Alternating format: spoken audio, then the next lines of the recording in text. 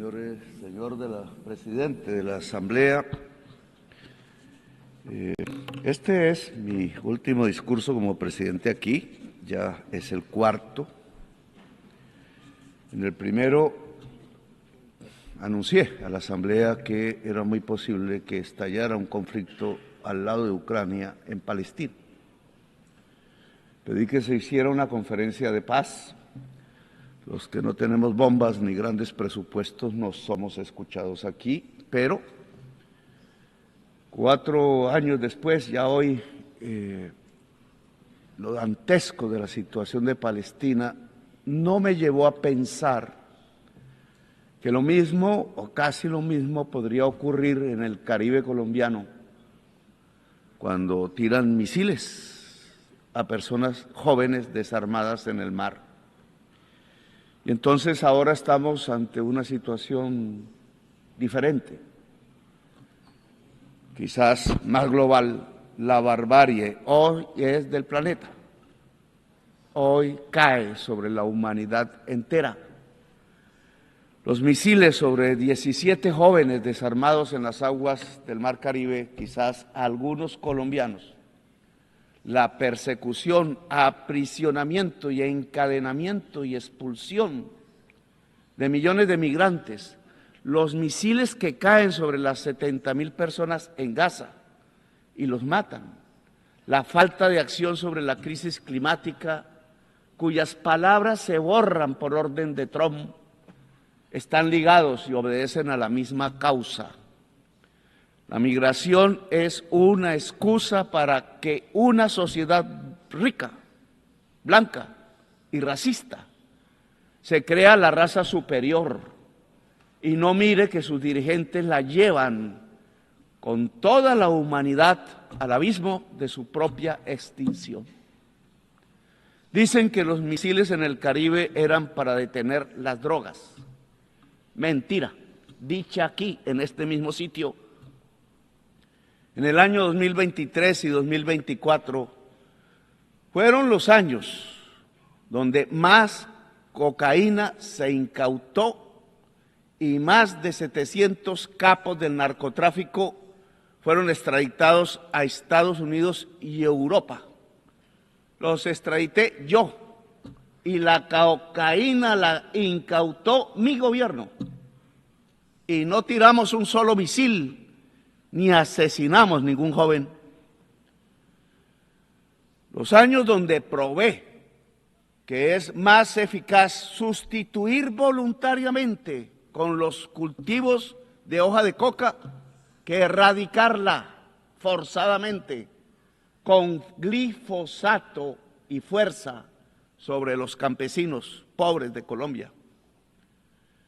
He cambiado la fracasada y violenta guerra contra las drogas por una eficaz política antinarcotraficante, que es diferente, no confundir la sustancia muerta con la persona codiciosa. Pero necesitan violencia para dominar a Colombia y América Latina. Necesitan destruir el diálogo e imponer y lanzar misiles asesinos sobre jóvenes pobres en el Caribe. La política antidrogas no es para detener la cocaína que llega a los Estados Unidos.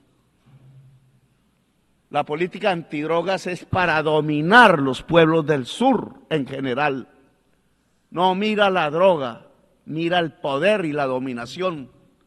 Por eso hablo ante ustedes como un presidente desertificado por el mismo presidente Trump, sin que él tuviera ningún derecho a hacerlo, ni humano, ni divino y sin razón mental.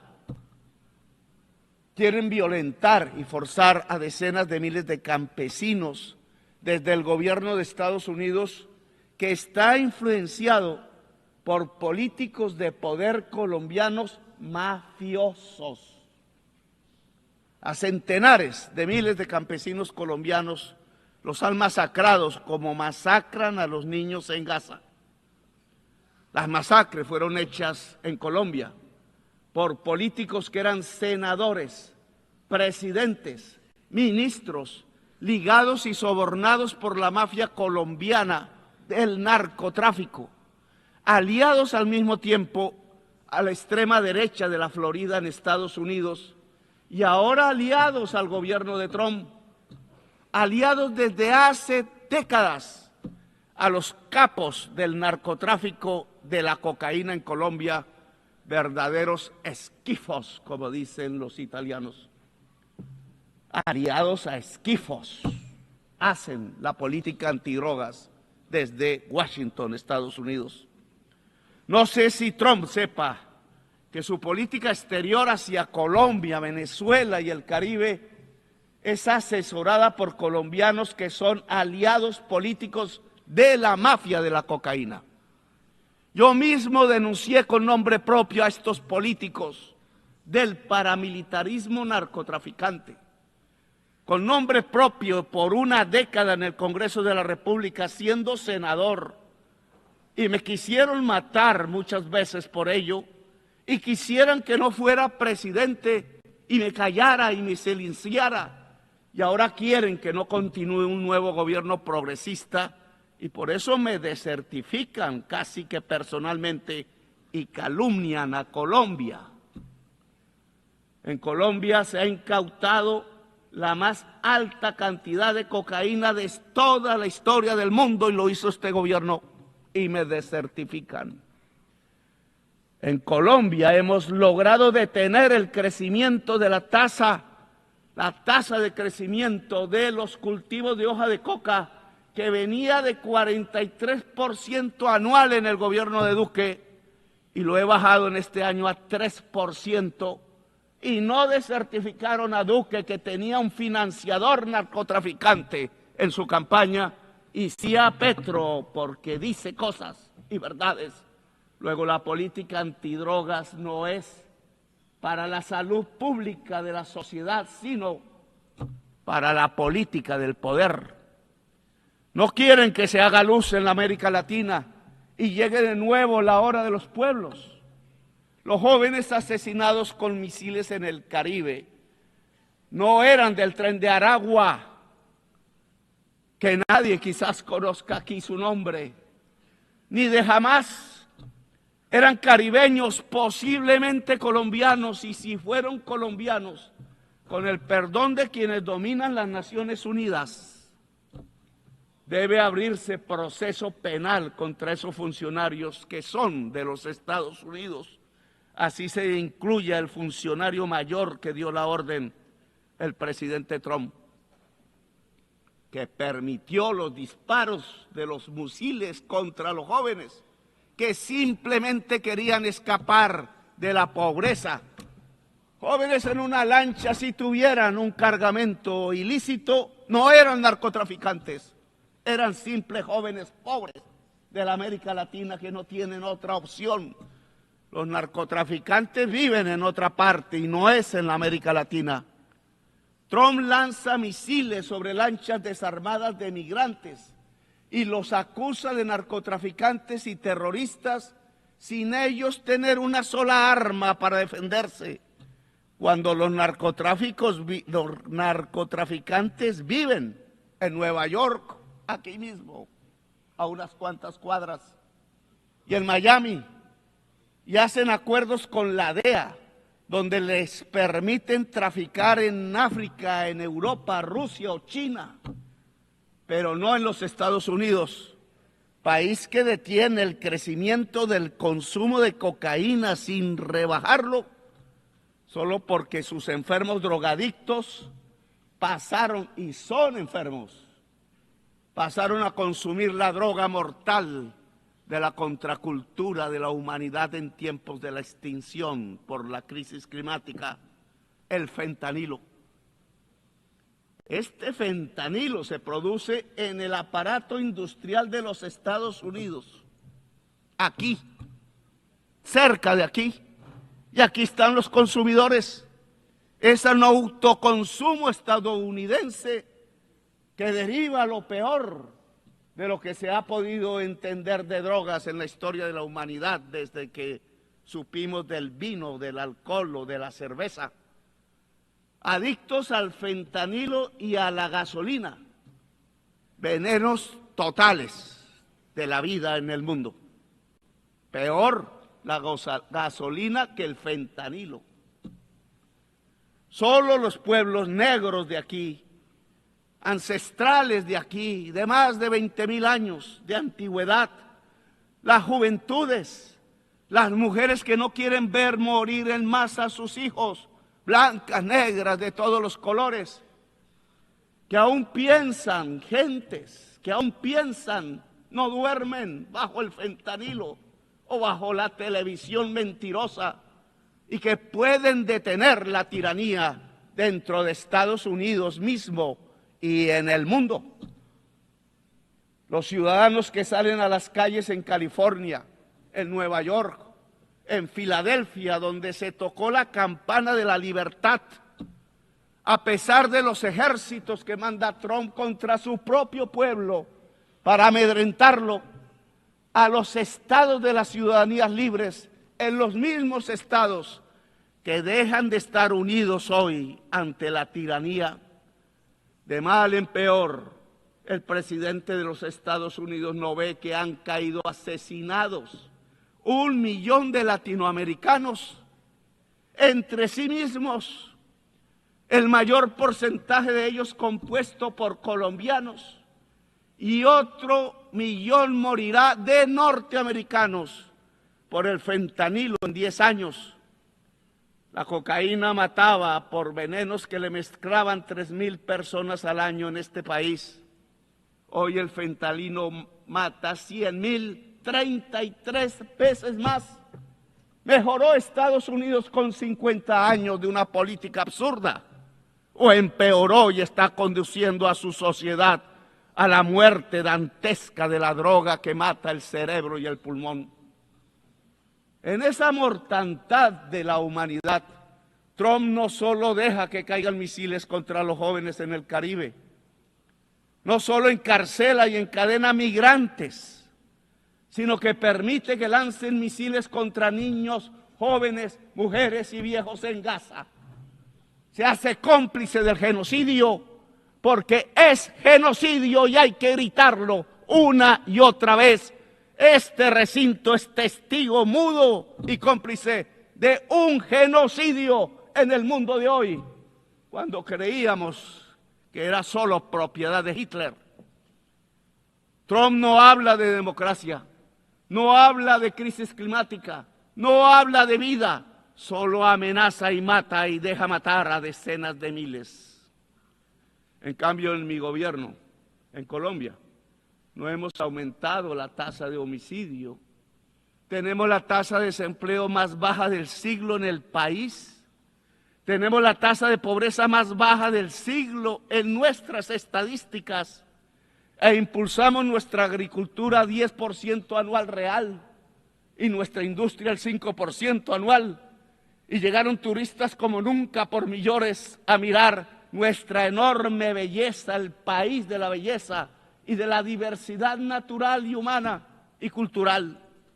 Y buscamos paz hablando con narcos y rebeldes. No me da pena hablar siempre para salvar vidas, poniendo por principio la erradicación total de las economías ilícitas y la erradicación de los cultivos de hoja de coca por voluntad misma de los campesinos que están cansados de la violencia. No nos dejamos sobornar de los narcos, como sí sucedió en gobiernos pasados de Colombia. Y ya llevamos 25,000 hectáreas erradicadas voluntariamente. Tenemos éxito en nuestra política nueva, que no es de drogas, es antinarcotraficante, que es diferente. Le agradecemos a los países que nos han ayudado a sembrar paz: Qatar, Cuba, México, el Estado del Vaticano, Noruega, Brasil y Venezuela. No le agradecemos a los que nos quieren llevar a la guerra entre nosotros mismos. Escuchen, señoras y señores del mundo, América Latina no es solo coca o terroristas o narcotraficantes. América Latina tiene potencialmente 1.400 gigas de capacidad anual de energía eléctrica limpia, basada en el agua, el viento y el sol. Y Estados Unidos en el norte, aquí, demanda todos los años 1.200 gigas de energía, que hoy son en un 70% fósiles, es decir, basadas en carbón, gas y petróleo. América Latina, si desarrolla su potencial de energía limpia, podrá limpiar toda la matriz de energía fósil de los Estados Unidos. Oigan eso. Solo falta el dinero y se produciría el mayor aporte a la superación de la crisis climática, hoy casi sin pasos adelante. Entre el potencial de energía limpia y la enorme esponja absorbente de la selva amazónica, América Latina sería la vanguardia humana que podría dar el primer paso cierto y contundente para salvar la vida del planeta y a la humanidad toda. Solo se necesitan 600.000 millones de dólares para desarrollar su potencial. Lo mismo puede hacer África con Europa. La suma de este aspecto de descarbonización fundamental nos daría 1.200.000 millones de dólares o 1.200 billones, como se habla en inglés. Estos dineros ya están en las arcas guardados en Estados Unidos, Europa y China, pero no se mueve ni un dólar. No es rentable, o peor aún, puede ser muy rentable en términos de vida humana, incluida la vida en Estados Unidos, Europa y China, pero no quieren interdepender de América Latina y África. Saben que unir la energía limpia de América Latina y África a las economías fósiles del norte no solo descarboniza el planeta, salva del colapso climático, sino que también cambia el poder mundial, el que aquí a veces habla, pero habla todos los días es con bombas y no con palabras. Lo vuelve, la descarbonización vuelve al poder una democracia global y cambia las relaciones de producción porque aparece primero la vida y la humanidad como prioridad sobre la codicia. La codicia es el veneno de la vida, es una contradicción antagónica, como dijera alguna vez Mao, pero no pensando en patrones y obreros, sino entre la codicia y la vida misma del planeta Tierra. Según la ciencia, tenemos 10 años para caer en un punto de no retorno. 10 años. Y donde ya pasemos a ese punto, no se puede hacer nada. Solo observaremos las catástrofes y las sentiremos incluso en nuestra propia familia. Porque será, si me pueden, irreversible la extinción de la vida, incluida la humana. Irreversibilidad del proceso. Ya ninguna tecnología, ninguna fuerza política o social, ninguna mente humana podrá hacer nada para detener el colapso y nos quedan 10 años. Dice la ciencia. Pero aquí no creen en la ciencia, dijo uno. El más poderoso del mundo no cree en la ciencia. Y eso se llama irracionalismo. Y de irracionalismo se llenó filosóficamente Alemania, el país de los grandes filósofos, de Feuerbach, de Hegel, de Kant. Y hoy de irracionalismo se está llenando Estados Unidos y fue la antesala de Hitler en 1933. La solución es dejar de consumir carbón, petróleo, gas, hidrocarburos y pasar rápido al agua, el sol, el hidrógeno verde, los vientos. Pero la palabra descarbonización suena ahora subversiva en las conferencias de los grupos de países poderosos, el G7, el G20, y en Davos, los mega ricos. Como hace 5 siglos sonaba subversiva la palabra democracia aún aquí en Nueva York, en Cartagena, en Bogotá o en París y mucho más en Madrid. Esos dineros de los que hablo aquí, 600.000 millones de dólares, 1.200.000 millones, son en 1 o 2 ceros mayor que la cifra que prometieron los países desarrollados dar y que son limosnas. Y no cumplieron desde la COP de París porque no les interesa la descarbonización. Y es entre ceros la demasía de la cifra sobre los exiguos préstamos de la banca multilateral, que son eso, pura limosna inocua, pura ideología pensando que la rentabilidad del capital limpia la atmósfera y salva la vida. Mentiras ideológicas, fantasmagóricas, fetiches, para que no miremos arriba y no actuemos como humanidad. La crisis climática implica priorizar en todos los presupuestos públicos la inversión en descarbonización y adaptación.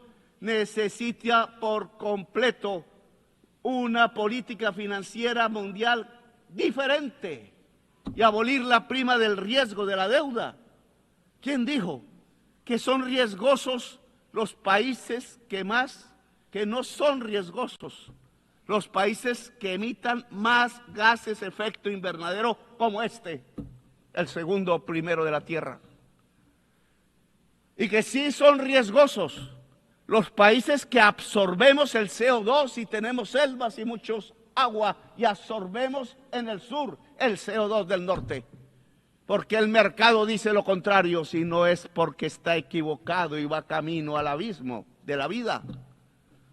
Se necesita condonar deuda en los países más pobres y cambiar pagos de deuda externa por inversión en la adaptación y mitigación de la crisis climática. Sí, señores de la China y Alemania y Estados Unidos y Wall Street y París y la Bolsa de Londres. Si ustedes quieren recoger los intereses de la deuda externa en nuestros países, encontrarán cementerios y muertos, y cuando vayan a recogerlo ustedes también serán cementerio y muertos. No sirve ese dinero en medio de los cadáveres. He aquí otra palabra subversiva: planificar, plan global. Se olvidó la palabra por el mercado. No se necesitaba planificar, dijeron, cuando planificar es de los seres humanos. Es anatema, tanta creencia religiosa y falsa se desató sobre el mercado. Creencia fundamentalista, pensando que llevaba el mercado a la felicidad. Dijo Walras, el suizo, economista, y el abismo, lo que lleva al mercado es no a la felicidad, sino a la muerte y el abismo, como ya lo vemos hoy. Walras estaba equivocado, el neoliberalismo estaba equivocado desde el principio y llevamos 50 años guiando a nuestros países bajo fórmulas completamente erráticas y acientíficas y no las cambiamos.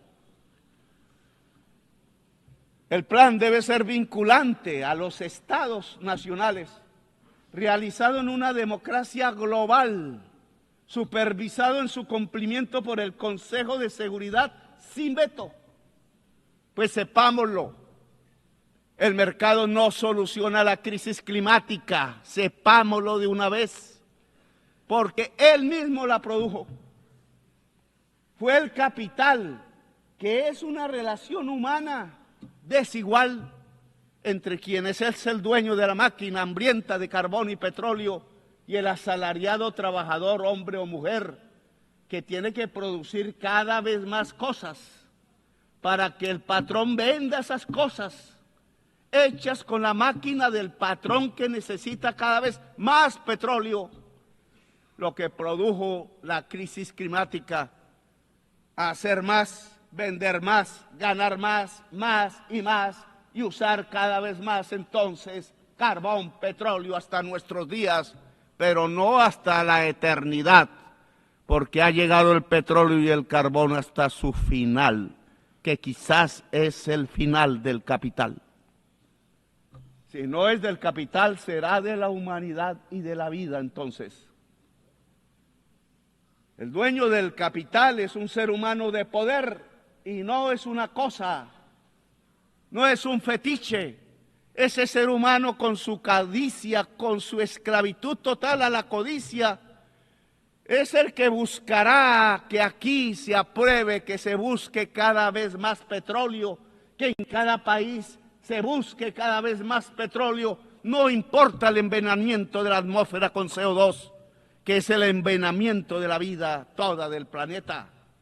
Taladrar, taladrar y taladrar, dicen sin piedad.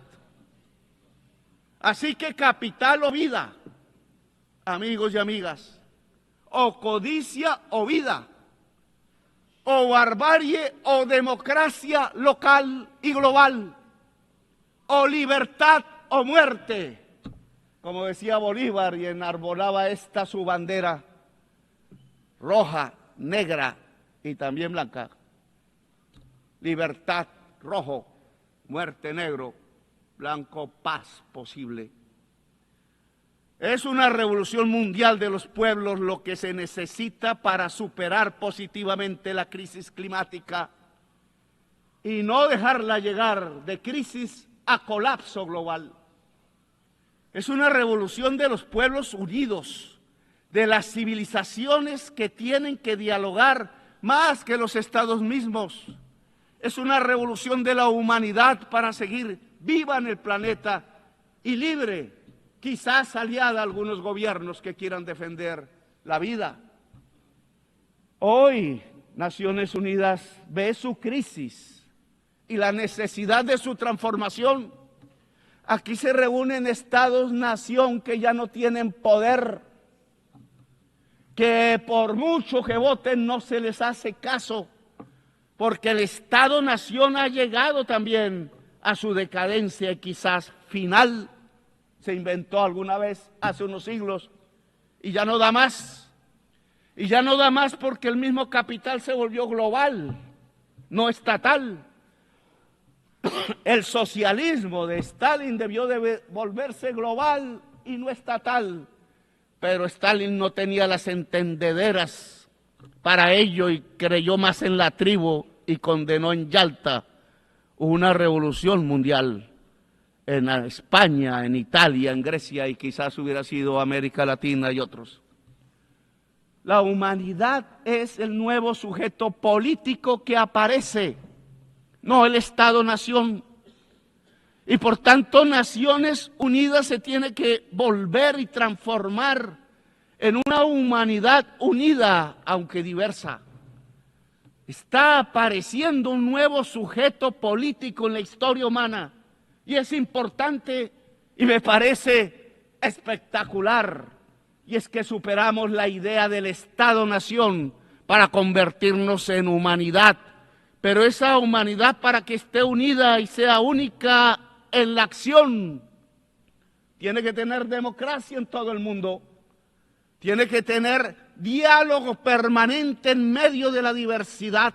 Es la diferencia lo que nos impulsa la posibilidad de una coordinación eficaz de la acción a escala mundial. Humanidad que dialoga, sí. Humanidad civil, sí. Humanidad profundamente democrática, sí. Ojalá una humanidad de personas libres, que es su definición, su sinónimo, porque no puede haber humanidad esclava. La humanidad esclava no es humanidad, es bestia. Es bestia el que esclaviza, pone cadenas a migrantes, lanza misiles sobre jóvenes, acribilla con misiles niños y niñas en un poblado muy cerca donde nació Jesús. Esto ya no se resuelve con estados que hablan y no se resuelve con gobernantes sobornados por el petróleo y dispuestos a lanzar misiles a los pueblos del sur. Un nuevo sujeto político entonces aparece, la humanidad unida y diversa en sus culturas. Mientras el colapso se acerca y mientras las sociedades viejas y blancas de Europa y Estados Unidos siguen aplaudiendo a sus nuevos Hitlers de moda, no escuchan ni a sus jóvenes, ni a sus niños, ni a la humanidad, ni a las estrellas, ni a sus abuelos que murieron como héroes en los campos de Europa luchando de verdad contra Hitler y su idea criminal de una raza superior. Hoy hacen lo mismo que Hitler. Construyen campos de concentración para migrantes y aplauden las mayorías electorales y dicen que son de una raza inferior los migrantes y colectivizan culpas en ellos como hicieron con los judíos y los llaman terroristas e inferiores y ladrones, narcotraficantes todos, dicen. Cuando la mayoría de los narcotraficantes son rubios y de ojos azules y guardan sus enormes fortunas en los bancos más grandes del mundo y no viven en Bogotá, ni en Caracas, ni en el Caribe, ni en Gaza, sino que viven en Miami y son vecinos del presidente de los Estados Unidos y viven en Nueva York y en París y Madrid y en Dubái. Viven donde hay lujo, no pobreza. Pero los misiles los tiran donde hay pobreza y no donde hay lujo. Mentira que el Tren de Aragua es terrorista. Solo son delincuentes comunes en forma de banda, agrandados por la estúpida idea de bloquear a Venezuela y quedarse con su petróleo pesado y ya venenoso. Los migrantes no son delincuentes, no tienen que llevarlos a campos de concentración ni expulsarlos encadenados. La migración no es sino el producto del bloqueo a los países más pobres como Irak o Irán o Cuba o Venezuela. El bloqueo económico no es más que un genocidio. La migración no es sino el producto del empobrecimiento de los países más pobres por una deuda impagable y codiciosa. La migración no es más sino la consecuencia de las guerras y las invasiones por el petróleo desatadas por Estados Unidos y la Europa de la OTAN. La migración no es más sino la consecuencia de la crisis climática que transita a colapso y que deja sin agua las tierras del trópico, porque al aumentar el calor se evapora el líquido vital. La solución a la migración no es otra o muy diferente a las cadenas, a las cárceles, a los misiles. No hay raza superior, señores. No hay pueblo elegido de Dios. No lo es ni Estados Unidos ni Israel. Ignorantes fundamentalistas de extrema derecha piensan así. El pueblo elegido de Dios es la humanidad toda. Usan la migración como excusa para no hacer nada contra la crisis climática que barre cada día con la vida. Buscan la migración para ganar votos de blancos y viejos y viejas, pero para desde el poder ocultar que hay que acabar con el consumo del carbón y del petróleo y lo incentivan para taladrar y taladrar y taladrar. La ONU tiene que cambiar ya. Una ONU diferente, humana, debe antes que nada detener el genocidio de Gaza. La humanidad no puede permitir ni un día más de genocidio, ni a los genocidas de Netanyahu ni sus aliados en Estados Unidos e Europa, dejarlos libres. Las Naciones Unidas deben hacer respetar los tribunales internacionales de justicia, el derecho internacional que es la base de la civilización y de la sabiduría de la humanidad condensada en la historia, y debe hacer cumplir las sentencias de su justicia. La diplomacia ya acabó su papel, señores, en el caso de Gaza. No pudo solucionarlo.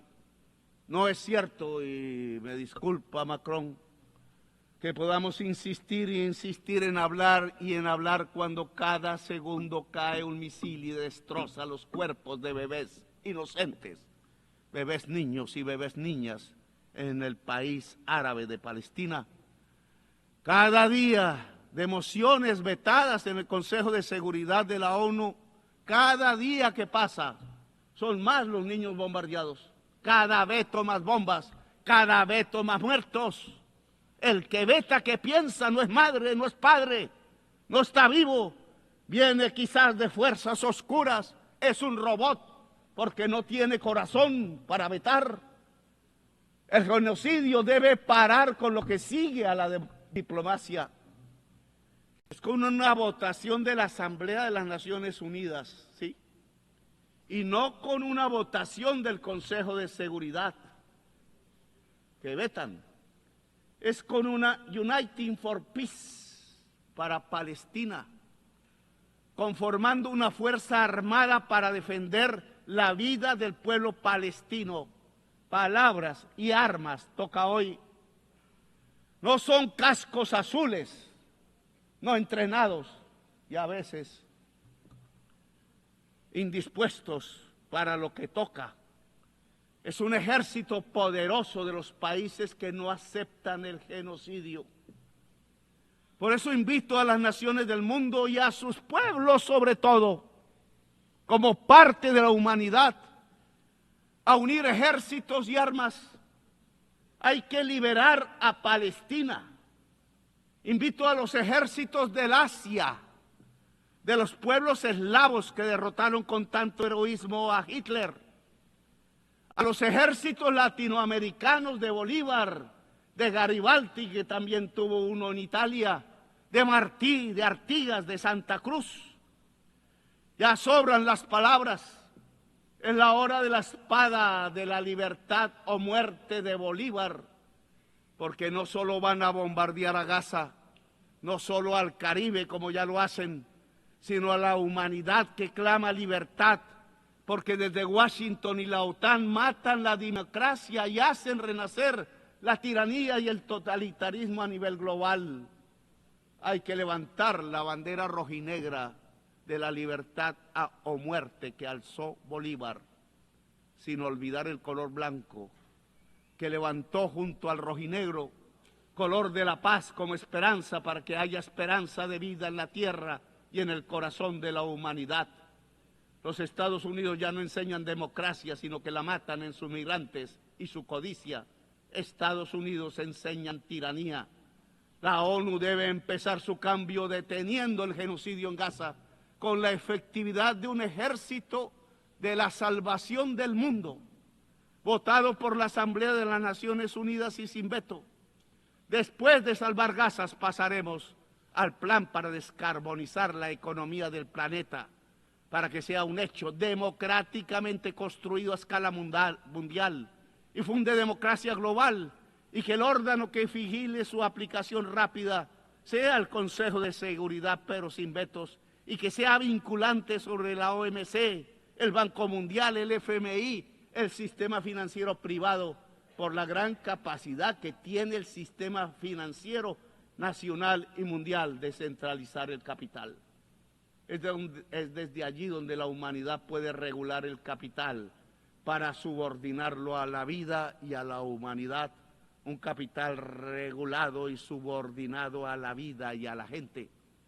Por este camino las Naciones Unidas transitarán desde una alianza de estados a una alianza de pueblos y culturas diversas que son el componente de la humanidad. Si superamos la crisis climática, y solo lo haremos unidos como humanidad, lograremos también que las Naciones Unidas den el paso hacia una asamblea de los pueblos, buscando que cada persona sea libre en el planeta, buscando que los cerebros de cada persona alcancen su máximo potencial y se interconecten en el planeta, porque ese gran cerebro de la humanidad, como inteligencia poderosa, alumbrado por la ciencia cada vez más profunda, podrá no solo salvar la vida en el planeta, sino cumplir la misión de la humanidad, expandiendo la vida en las estrellas.